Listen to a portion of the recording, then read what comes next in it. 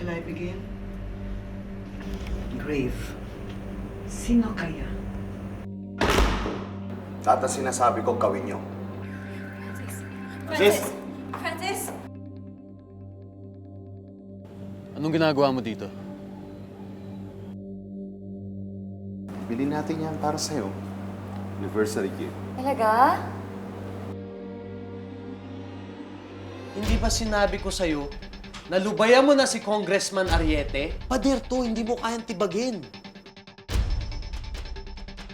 Pasmado pa rin yung kamay mo. Pero yung boga mo, sintado pa rin sa mga babae. Nandito siya sa hotel, hindi ba? Down.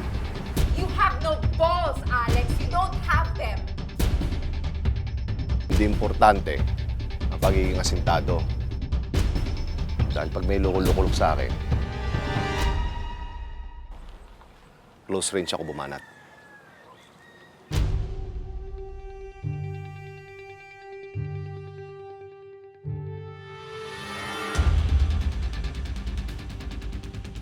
Hoy, putukan mo! Putukan mo! Pinatawag ko kayo at pare-paalam sa inyo ng ma'am nyo nasa ospital. Walang malay.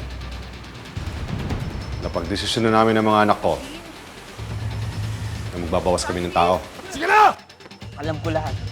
Lahat ng anomalya niya. Hindi na kinakaya ng konsensya ko. I don't want to do anything with her. Ano nga sabihin niya? She's still your mom. Galawin na high blood rito sa damit na to eh. Pangsayaw niya? Sunugin yan.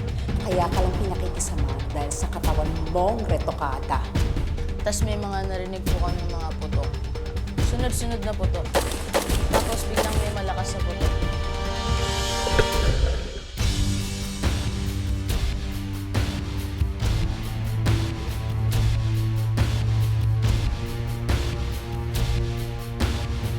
Bakit mo ako pinapabaya sa ibang tao? Mas importante pa sa'yo yung pera, ganon? Hayop ka. Huwag mong kakampi ng anak ko. Ano naman nakakalimutan mo? Bangkaraote ka na.